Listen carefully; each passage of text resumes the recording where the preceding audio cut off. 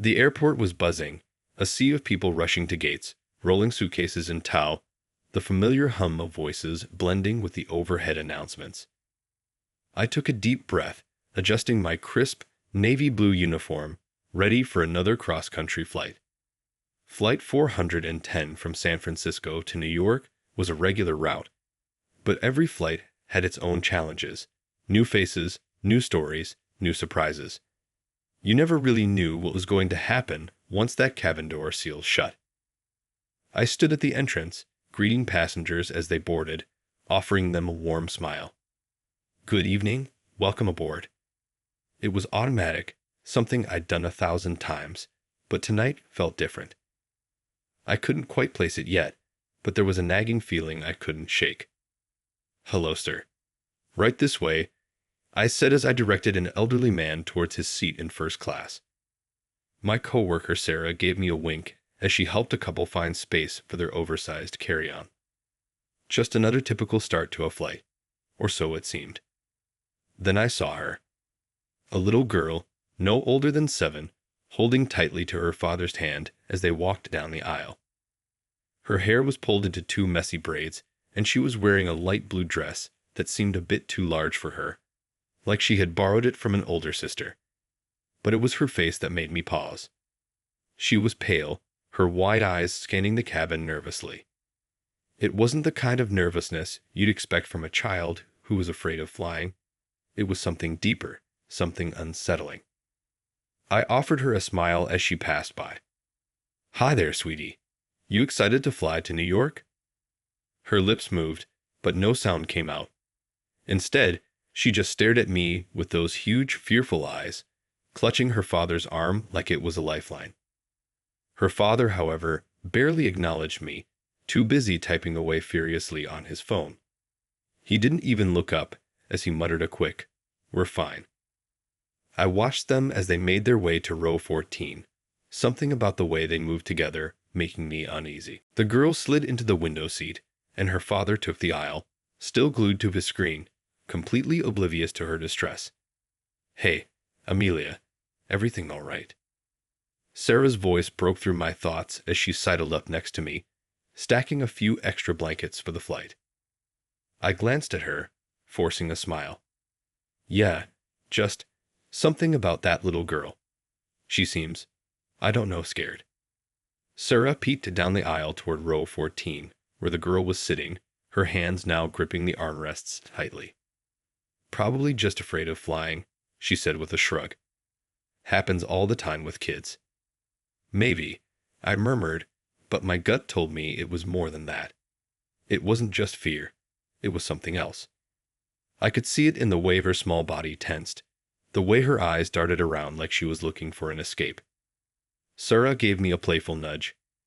"You're always overthinking things. Let's get this flight going, I chuckled softly, trying to shake off the unease. "Yeah, you're probably right." But as I walked toward the galley to prep for takeoff, I couldn't help but look back at the girl. She was watching me, her eyes pleading, like she wanted to say something but couldn't. A few minutes later, the pre-flight announcements began, and passengers settled into their seats. The engines roared to life, the usual pre-flight checklist running through my mind. Everything was in order, seat belts fastened, bags stowed, cabin secure. Yet, the tension in my chest remained, centered around row 14. I made my rounds one last time before takeoff.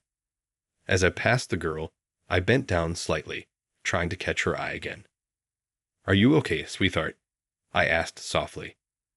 This time, she whispered something under her breath, so quiet I almost didn't catch it. I don't want to fly." Before I could respond, her father cut in sharply, his tone cold and dismissive. "She's fine. Just doesn't like planes. Nothing to worry about." I stood there for a moment, unsure how to respond. Something about the way he spoke didn't sit right with me. But I didn't want to push it, at least not yet. "All right. Well, if you need anything, just press the call button, okay?" I said, giving the girl a reassuring smile before moving on. But as I walked away, I felt the weight of her gaze following me, that same silent plea lingering in the air. Back in the galley, Sarah raised an eyebrow at me. "You still hung up on that kid?" I sighed, leaning against the counter. "There's something weird going on with her, Sarah. I don't know what it is, but it's more than just being afraid to fly." Sarah shrugged, grabbing a cup of coffee. "Kids are weird. Maybe her dad's just a strict parent. We see all kinds, you know that." "Yeah, I know," I said, but I wasn't convinced. As the plane taxied down the runway, I couldn't shake the image of those terrified eyes. The seatbelt sign blinked off with a soft chime, signaling the start of our mid-flight routine. I unbuckled myself and began my usual rounds, gliding down the narrow aisles. The cabin had settled into the usual rhythm. People fiddling with in-flight entertainment, some sleeping, others flipping through magazines. But as I passed row 14, I could feel the tension hanging in the air like a cloud. The little girl, Emma, I learned from the manifest, was restless. She shifted uncomfortably in her seat, her small fingers twitching in her lap. Her eyes were wide and unfocused, staring out the window into the darkening sky, though I doubted she was really seeing anything out there. Her father, predictably, was still glued to his phone, barely acknowledging her. Something was wrong. I could feel it in my bones. As I walked by, I crouched down at her seat level, keeping my voice soft. "Hi, Emma. Are you doing okay?" Emma didn't look at me right away. Instead, her tiny hands clutched the seat belt like it was the only thing tethering her to reality. She bit her lower lip, eyes darting toward her father before settling on me, but still saying nothing. It was as if she was trapped in a silent battle with herself, afraid to speak. I smiled gently, trying to reassure her. "It's okay if you're scared. Lots of people don't like flying. I'm here to help if you need anything." For a moment, it seemed like she might open up, her mouth parting slightly. But before she could say anything, her father's gruff voice cut through the quiet. "She's fine," he said, not even bothering to look up from his phone. His tone was dismissive, almost annoyed. "She just doesn't like flying." I stood up slowly, not wanting to cause a scene, but the tightness in my chest only grew. "All right," I replied, forcing a polite smile. "If you need anything, just let me know."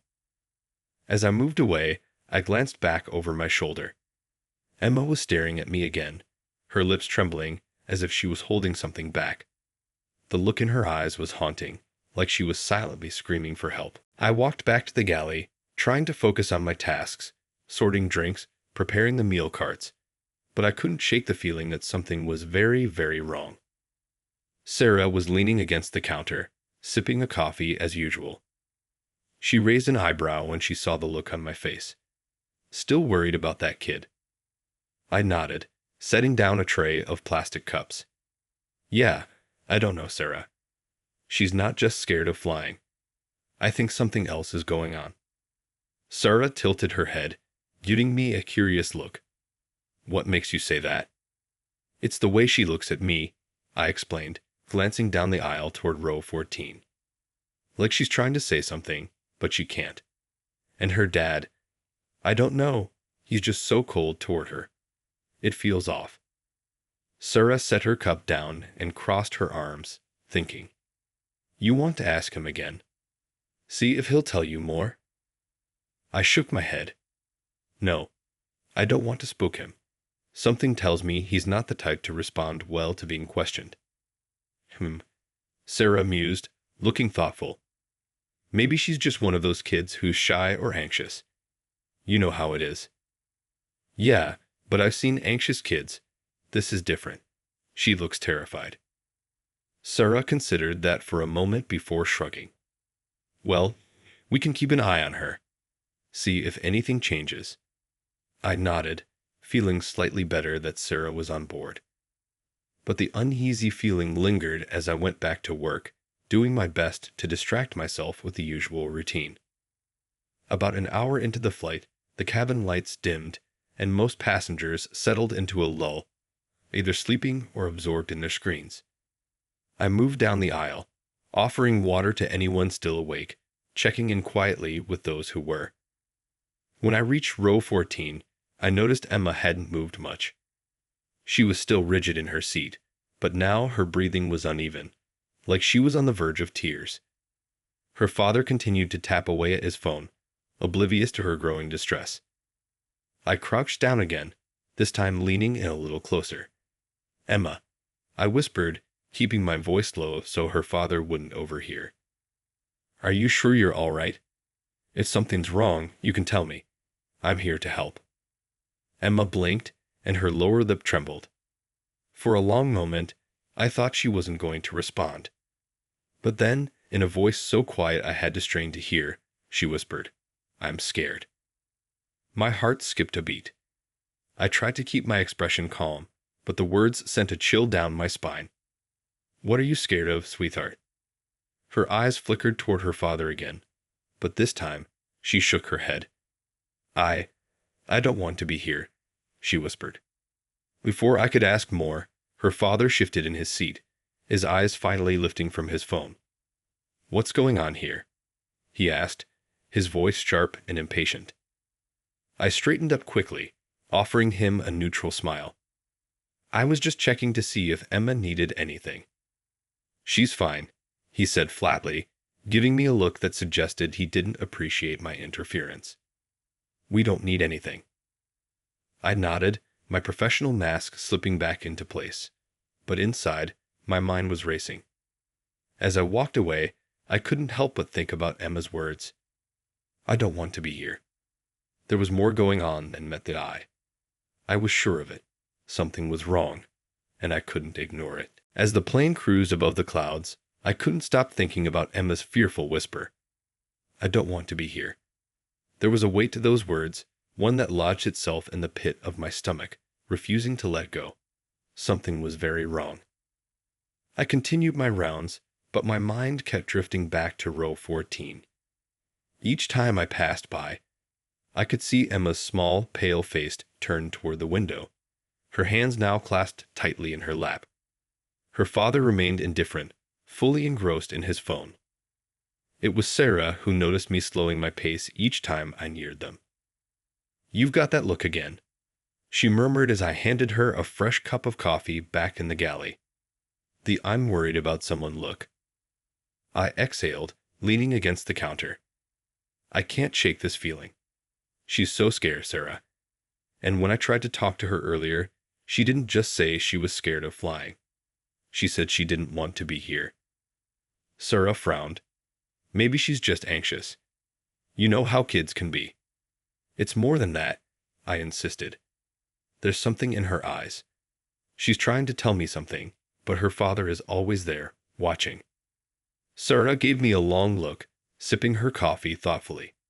"Do you think she's in danger?" The question hung in the air for a moment. I didn't want to jump to conclusions, but my gut was screaming that something was terribly wrong. "I don't know," I admitted, "but I need to find out." Sarah nodded. "All right, I'll cover for you if you want to check on her again. We need to be careful, though. If something's going on, we don't want to spook the dad." I nodded gratefully, feeling a surge of relief. With Sarah backing me up, I felt more confident about approaching Emma again. As the cabin quieted down, with most passengers either asleep or absorbed in their own worlds, I decided it was time. I walked slowly toward row 14, keeping an eye on Emma's father. He seemed distracted, tapping away on his phone as usual. I crouched beside Emma's seat again, my voice barely a whisper. "Hey, Emma. It's me, Amelia. Can we talk for a second?" Emma glanced toward her father, who was still oblivious, and then back at me. Her face was pale, her lips pressed into a thin line as though she was trying to hold something back. She looked so small, so fragile. I kept my tone gentle, careful not to scare her. "If something's wrong, you can tell me. I'm here to help." For a moment, Emma's eyes filled with tears. She hesitated, her hands trembling in her lap. Then, without saying a word, she slowly lifted one hand to her chest and made a subtle, deliberate gesture. She touched her thumb to her palm and curled her fingers over it, a motion so small that if I hadn't been watching closely, I would have missed it. It was a sign. A signal I'd learned in my training, the universal sign for help. My heart raced. I felt the air leave my lungs as the realization hit me. She was asking for help, but she couldn't say it aloud. Her father was right next to her, and the fear in her eyes was enough to tell me she didn't feel safe. I leaned in closer, keeping my voice steady, though inside, my pulse was thundering in my ears. Okay, Emma, I understand. We're going to help you, all right. You're going to be okay. She nodded, her lips trembling as she fought back tears. My chest tightened at the sight of her, this little girl who was so scared, so vulnerable, and yet brave enough to ask for help in the only way she could. Just as I started to stand, her father glanced up, his eyes narrowing. What's going on here? I forced a neutral smile, my heart pounding. Just checking to see if Emma needed anything. His eyes flicked from me to Emma, suspicion creeping into his expression. She's fine. I don't know why you keep asking. I gave a slight nod, keeping my voice calm. I'm just doing my job, sir. Making sure everyone's comfortable. He didn't respond, just gave me a look that sent a chill down my spine before turning back to his phone. I lingered for a moment, making sure Emma saw my reassuring smile before I quietly moved away. Back in the galley, I pulled Sarah aside. The tension in my voice was clear as I relayed what had happened. She gave the sign, Sarah. The sign for help, I said, my heart still racing. Sarah's eyes widened. Are you sure? I nodded firmly. She couldn't say it out loud, but she's scared, and her dad, there's something off about him. We need to do something. Sarah's face shifted from concern to resolve. We'll talk to the captain. We can notify the authorities on the ground, and they'll be waiting when we land. I felt a wave of relief wash over me. Good. But we need to be careful. We can't let her father know we're on to him. Sarah nodded in agreement. I'll talk to the captain. You keep an eye on him. Make sure Emma stays calm. I swallowed hard, my thoughts still on the terrified little girl sitting just a few rows away. I didn't know exactly what was happening, but I knew one thing for certain. We had to protect her. Whatever it took, we had to get her out of this situation safely. As I passed by Emma's row one last time before heading to the cockpit, I caught her eye. She looked at me with a mixture of hope and fear, and I nodded subtly, letting her know that I understood, that we were working on a plan. Hang in there, I whispered under my breath as I walked away, my heart heavy with the weight of what was to come.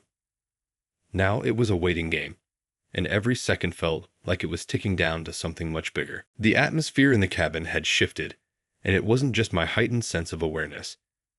I could feel the tension radiating from row 14. Emma's silent plea echoed in my mind, her hand sign ingrained in my memory. I had no doubt now. This wasn't just a frightened child afraid of flying. This was something far more dangerous. I stepped into the cockpit, where Sarah was already speaking quietly with the captain. She gave me a look as I entered, a mixture of concern and resolve. Captain, we need to notify the authorities as soon as we land, Sarah said, her voice firm but respectful. Amelia noticed some alarming behavior from the little girl in row 14. The captain turned toward me, his expression serious. What kind of behavior? I took a deep breath before explaining. The girl, Emma, she's about 7 years old. She's been showing signs of distress. Earlier, she told me she didn't want to be on the flight, but it was more than just anxiety. She made a hand signal, one that indicates she needs help. Her father's been cold, dismissive, and something just feels very off. The captain's face hardened as I spoke. He was an experienced pilot, calm and collected under pressure. He nodded slowly, taking in everything I said. If the girl is signaling for help, we need to take this seriously. I'll notify air traffic control to have authorities waiting for us when we land in New York. Sarah crossed her arms, leaning against the doorframe. Do we alert the father now, or wait until we're on the ground? The captain shook his head. We can't risk alerting him prematurely. It was a waiting game, and every second felt like it was ticking down to something much bigger. If he's dangerous, he might try to cause a scene or, worse, hurt the girl.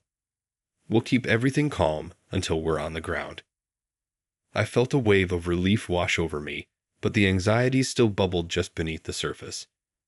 We had a plan, but now we had to wait for it to unfold. And waiting felt like the hardest part. Back in the cabin, I resumed my rounds, keeping a close eye on Emma and her father. I couldn't help but notice the subtle shifts in their dynamic. Emma barely moved in her seat, her small hands tightly gripping the armrest, eyes fixed on the seat in front of her. Her father, meanwhile, maintained an air of indifference, occasionally glancing at her, but mostly absorbed in his phone. As I passed by their row, I noticed Emma shift slightly in her seat. She glanced at me, her eyes wide and pleading. I felt the urge to check on her again, but had to be careful. I couldn't raise any suspicion. I crouched down beside her seat, offering a small smile. Everything okay here? Do you need anything, Emma? Her father barely looked up from his phone. She's fine, he muttered, his tone dismissive. But Emma's eyes said otherwise. She looked terrified, and in that moment, she made another subtle movement. Her hand brushed the side of her seat, and her fingers twitched as if trying to form the same help signal again, but too afraid to complete it. I leaned in closer, keeping my voice light. Emma, are you feeling okay? Her lips trembled, and I could see her struggling to hold back tears. She glanced at her father, then back at me, and her small voice cracked when she spoke. I am scared. Her father let out an exasperated sigh, finally setting his phone down. She's always scared of flying, he said with a roll of his eyes. I told you, she's fine. I forced a smile, though inside, I felt anger rising. He wasn't just dismissing her fears, he was controlling her. His tone, his body language, it all felt wrong. But I had to stay calm. I understand, I said, nodding. Flying can be scary sometimes. As I stood, I caught Emma's eye one more time. She looked so fragile, so small, and in that moment, I knew we were doing the right thing. We were going to help her, no matter what it took. Later, when I met Sarah in the galley, I couldn't keep my frustration in any longer. I hate him, I blurted out. Sarah. The moment we made the decision, the air around me felt thicker, as though the weight of what was coming rested on all our shoulders. There was no turning back now. We had a plan, and all we could do was execute it smoothly and hope we'd pull it off without endangering Emma further. I headed back to the galley where Sarah and I huddled, whispering in quick, urgent tones. I've informed the captain, I began, keeping my voice low. He's already contacted air traffic control. The police will be waiting when we land. Sarah nodded, her expression grim but resolute. Good. What about now? How do we keep him from getting suspicious? I thought for a moment, replaying the earlier interactions in my mind. We keep everything normal. We stick to the routine. Service, smiles, the whole flight attendant act. But we also stay alert. No sudden moves, no extra attention. If we make him feel cornered, it could escalate. Sarah's face tightened, her jaw clenching as she ran a hand through her hair. I just hate sitting here, knowing what that poor kid's going through. I know, I replied, glancing toward the cabin. But we have to be smart about this. If we act too soon, he might hurt her. We both fell silent for a moment, the gravity of our situation sinking in. This was no longer just about the flight. It was about protecting a child who was in real danger. Finally, Sarah spoke up, her voice firm. Let's get back to our rounds. We'll keep an eye on them without drawing attention. Just act normal. As I returned to the cabin, I made sure to smile at the passengers, offering the same casual pleasantries I always did. But my mind was racing. I could feel my pulse quickening as I approached row 14. Emma sat still, her small frame huddled in the seat as though trying to make herself invisible. Her father hadn't changed. His eyes were still glued to his phone, his thumb scrolling mindlessly. I felt a wave of disgust, but I had to suppress it. I bent down slightly, putting on my warmest smile. "Excuse me, sir. Would you like anything to drink?" He glanced up, narrowing his eyes in annoyance, as if I had interrupted something far more important than his own daughter. "No, I'm good," he muttered. "Anything for you, Emma?" I asked, my tone deliberately gentle. Emma didn't answer right away, but her eyes darted up to meet mine. There was fear there, still raw and palpable. But something else too. Hope, maybe. I could tell she was clinging to whatever small chance of escape we were offering her. "Juice, maybe?" I suggested, trying to give her an easy way to respond without him suspecting anything. She nodded slightly, her voice barely above a whisper. "Juice, please." As I turned to leave, her father's voice called after me, sharp and irritated. "She doesn't need anything. She's fine." I turned back with a smile, masking my rising frustration. "It's no trouble at all," I said sweetly. "We want her to be comfortable after all." His eyes flicked back to his phone as if I weren't worth the effort. But the brief exchange had been enough. I caught Sarah's eye from across the aisle and gave her a slight nod. She understood. Back in the galley, Sarah met me with a determined expression. "Okay, so what now?" I glanced around to make sure no one was listening. "We need to get her out of his sight as soon as the plane touches down, but it has to be fast and quiet. If he realizes what's happening too early, we're in trouble." Sarah frowned, her mind working through the logistics. "What about a distraction?" "What kind of distraction?" "Something simple but effective. I can stage a spill in the aisle or block the row with a food cart. Something to give you time to get Emma up and moving without him noticing right away." It was a risky idea, but it could work. If we played it right, the father wouldn't have a chance to react until it was too late. "Okay," I'd agreed. "But we have to be quick. The moment the seatbelt sign goes off, I'll grab Emma. You block him for as long as you can." Sarah gave me a determined nod. "Got it. We'll do this." Time seemed to stretch endlessly as the plane began its descent. Each minute felt like an eternity, and every slight movement from row 14 made my heart race. Emma had remained perfectly still, her tiny frame rigid in her seat. The father, oblivious, continued to scroll through his phone, completely unaware of the storm brewing around him. As the announcement for landing came over the speakers, I locked eyes with Sarah one last time. She moved into position, casually maneuvering the food cart down the aisle, her actions calm and deliberate. The plane touched down, and the moment the seatbelt sign clicked off, I sprang into action. I moved swiftly down the aisle, bending down beside Emma's seat. "Emma," I whispered, urgency in my voice, "it's time. Come with me, quickly." Her eyes widened, but she nodded, slipping out of her seat with surprising grace. Her father barely had a chance to react as Sarah accidentally tipped the cart, sending a cascade of water bottles rolling across the aisle. "Oops," Sarah exclaimed, her voice high and overly apologetic. "I'm so sorry." In the chaos, I grabbed Emma's hand and quickly led her toward the front of the plane. Behind us, I could hear the father starting to realize something was wrong. "Wait, Emma." His voice was growing more frantic, but the passengers in the aisle blocked his view. "Amelia, go," Sarah urged from behind, buying us the precious few seconds we needed. Emma's hand tightened in mine as we made our way toward the exit, and I could feel the tension in her tiny fingers. "It's okay," I whispered. "You're safe now." The plane had started its slow descent, and the familiar feeling of weightlessness tugged at my stomach. But this time, it wasn't just the shift in altitude.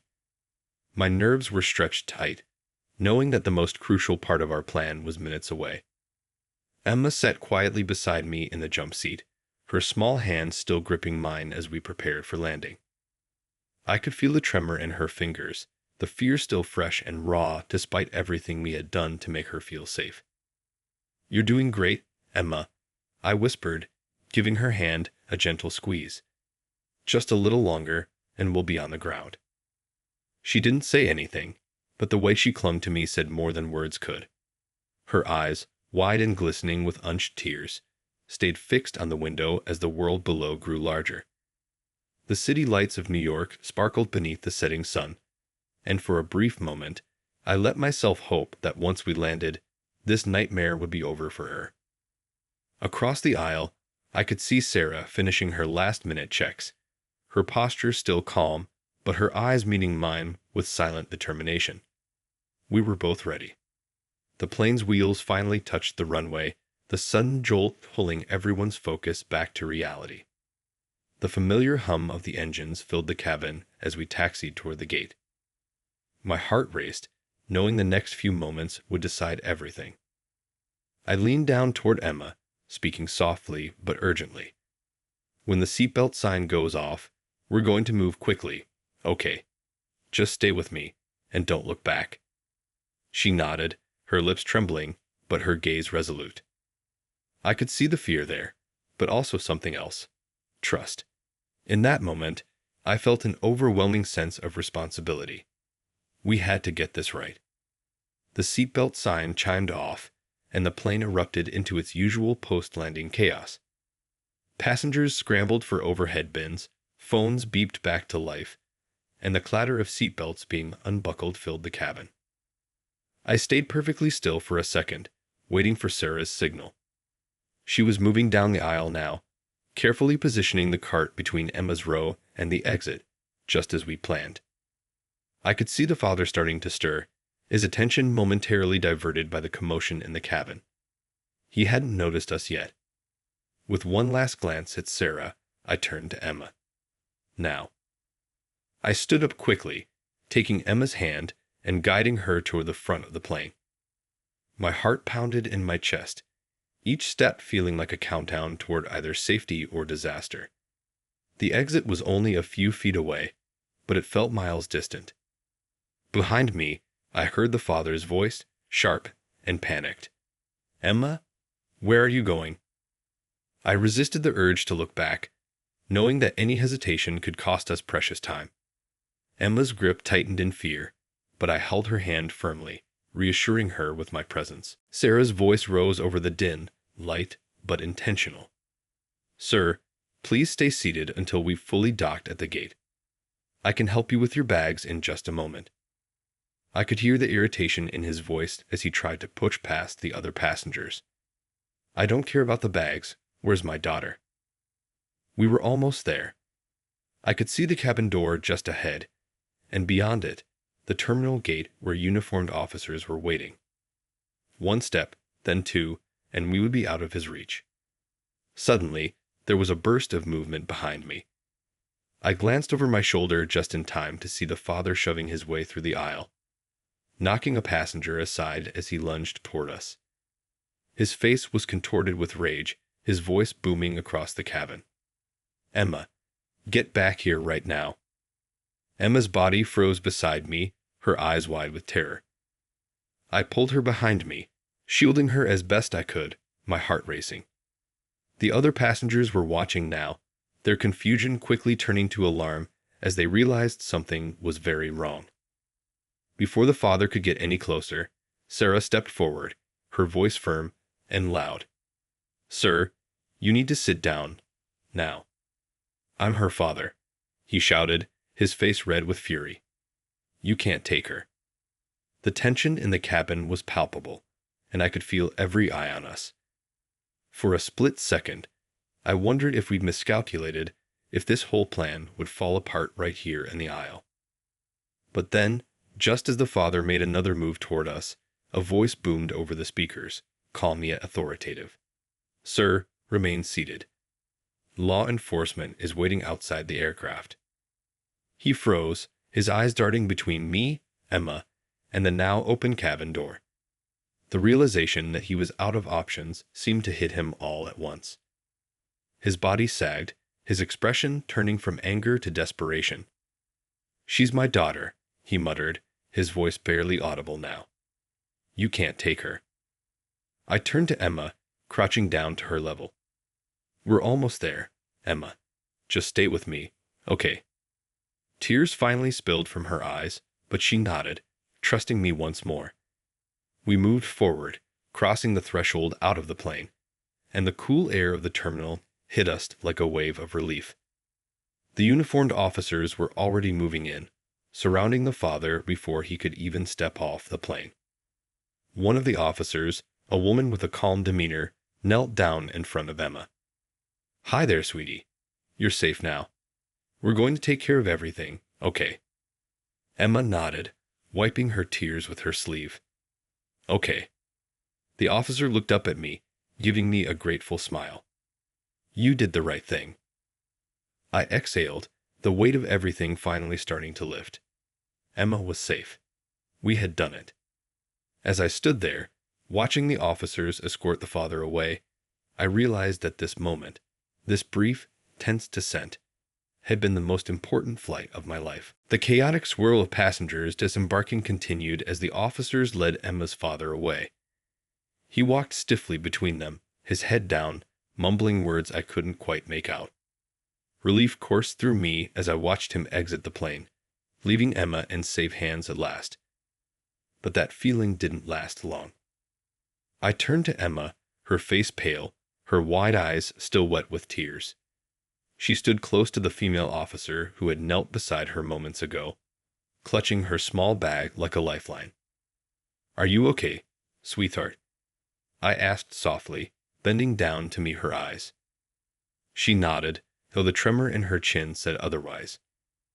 "I just want to go home." "We'll get you home soon," I reassured her. I smoothed her hair back gently, trying to hide my own lingering anxiety. Suddenly, a loud crash echoed through the jet bridge, followed by frantic voices. My heart dropped as I spun around, only to see the two officers grappling with Emma's father near the terminal door. He had shoved one officer into the side of the jet bridge and was already sprinting back toward the plane. "Get back!" one of the officers shouted, stumbling to regain control. Panic surged through me. Emma's father was running straight for us, his eyes wild with desperation. His movements were no longer calm or calculated. They were erratic, fueled by rage and fear. "No. Emma, wait." He bellowed, his voice raw as he surged closer. "You're coming with me." Emma screamed, shrinking behind the officer, her hands clutching the woman's arm like a lifeline. I stepped in front of Emma, adrenaline surging through me. "Stay back," I shouted, trying to block him as best I could. His eyes locked on me, blazing with fury. "She's my daughter. You can't just take her."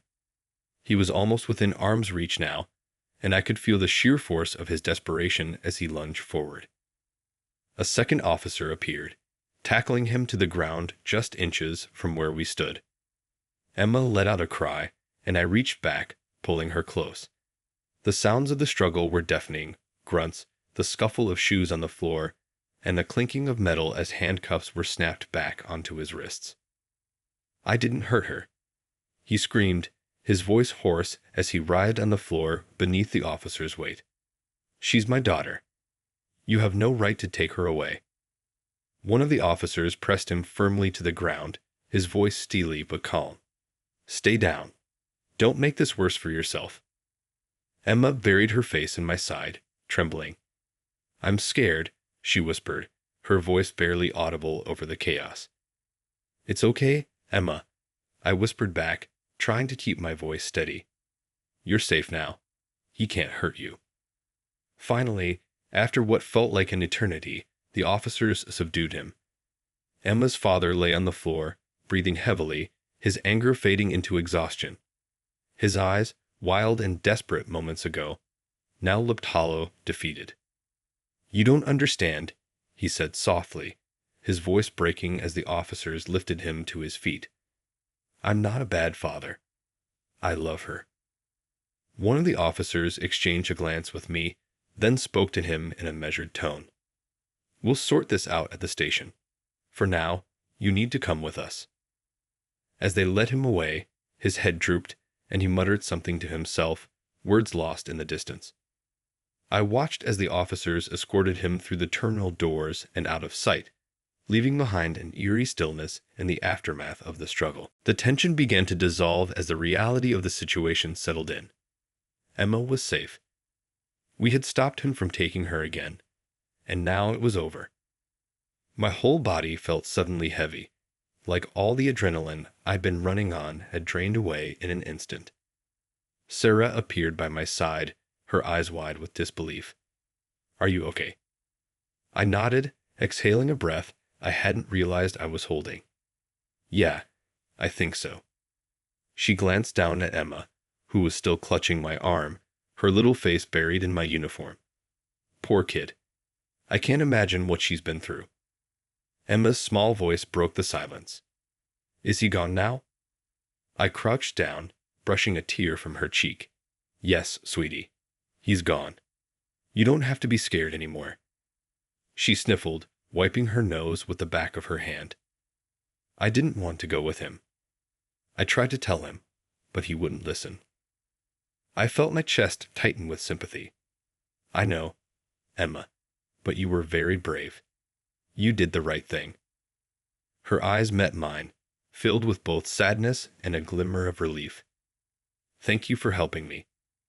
I smiled, though my heart ached for her. "You're welcome, and we'll make sure you're safe, okay?" Emma nodded, and for the first time since she'd stepped onto the plane, she allowed herself to relax, her body sagging in relief. As we prepared to leave the jet bridge and head into the terminal, I couldn't shake the feeling that this had been more than just another day at work. It wasn't just about following protocol or playing the role of a flight attendant. This was about protecting a child from something far darker than we had anticipated. I glanced back toward the plane, where the last few passengers were disembarking, unaware of the ordeal that had just unfolded. For them, it had been just another flight. For Emma, it had been a matter of life and freedom. And for me, it had been a lesson in how much could change in the span of a few hours. How a routine day in the skies could turn into something so much more. As we walked toward the gate where her mother was waiting, Emma kept hold of my hand, and I silently promised her that she would never have to face something like this again. The sterile brightness of the airport terminal felt almost surreal after the intensity of what had just happened on the plane. People moved past us, oblivious to the weight of the moment, as Emma and I walked toward the security area where her mother waited. My heart was still pounding, and I found myself replaying everything that had transpired in those past few hours. The fear, the adrenaline, the relief. All of it was catching up to me now that the immediate danger had passed. I could see the same tension in Emma, despite the fragile calm she had adopted. Her little hand clung tightly to mine, her grip a reminder of just how much she had endured. And then, ahead of us, I spotted a woman. She stood on her tiptoes, scanning the crowd with a look of desperation. As soon as her eyes locked onto Emma, a cry of recognition burst from her lips. "Emma!" Emma froze, her eyes wide as she saw her mother rushing toward us. Her grip on my hand loosened, and in an instant, she let go and ran toward her mother, her small figure disappearing into the woman's outstretched arms. "Mommy." Emma's voice cracked as she buried herself in her mother's embrace. I stayed back, watching the reunion with a lump in my throat. Tears streamed down the mother's face as she held Emma close, smoothing her hair and whispering words I couldn't hear from where I stood. For a few moments, the rest of the world faded away. The exhaustion I felt was replaced by the quiet satisfaction of knowing that Emma was finally safe, back where she belonged. After a long hug, Emma's mother pulled back slightly, holding her daughter's face in her hands. "Are you okay? Did he hurt you?" Emma shook her head, but her voice was small. I'm okay. I was scared, though. Her mother hugged her again, tears slipping down her cheeks. I was so scared too, sweetheart. I'm so sorry you had to go through that. They stood there for a long time, lost in their own little world, until Emma's mother finally looked up and saw me. She mouthed the words, "Thank you," as she gently disentangled herself from Emma and came over to me, her expression one of sheer gratitude.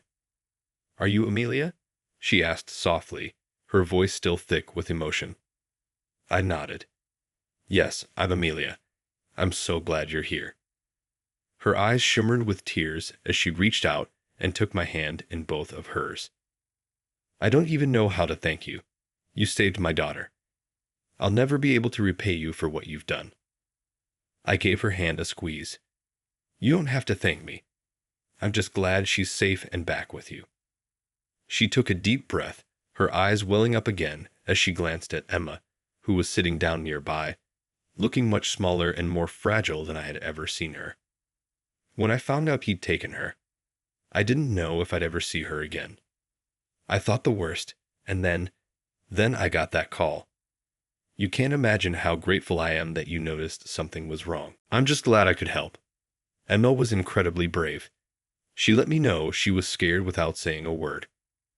I couldn't help but glance back at Emma, remembering how small and vulnerable she had seemed when she first signaled to me for help.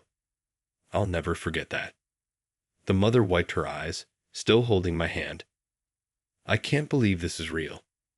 I didn't know how to protect her from him. I never thought he'd actually take her." Emma's voice piped up from where she was sitting. "I didn't want to go with Daddy. He was so mad." Her mother's face softened with both sorrow and relief. She rushed back to her daughter, kneeling down beside her and taking her hands. "You're safe now, sweetie. You'll never have to go with him again. I promise." I watched them from a few steps away, feeling a mix of emotions, relief, gratitude, but also the emotional toll of having been so close to the danger myself. My mind wandered back to all the small decisions I'd made that day, the ones that led to this moment. Choosing to approach Emma when I saw her restlessness, trusting my instincts when I saw the signs, and working with Sarah and the rest of the crew to ensure Emma's safety without setting her father off. A few minutes later, Sarah came up beside me, crossing her arms with a small smile. "Looks like everything worked out in the end." I nodded, still watching Emma and her mother. "Yeah, I think it did." Sarah glanced at me, her smile fading into something more serious. "That was pretty incredible, what you did. Not many people would have been that observant, let alone brave enough to act."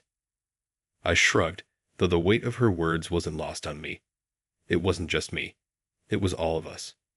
We did what we had to do. Sarah smiled again, but this time it was softer, more knowing. "Still, it was you who noticed first. You made the difference." Emma's mother turned to me once more, a soft smile on her face as she held Emma close. "We're going home now. I can't even begin to express how grateful I am, Amelia." "Just take care of her," I said, smiling down at Emma. That's all I could ask for. She nodded, her eyes full of warmth. "I will. Thank you again. For everything."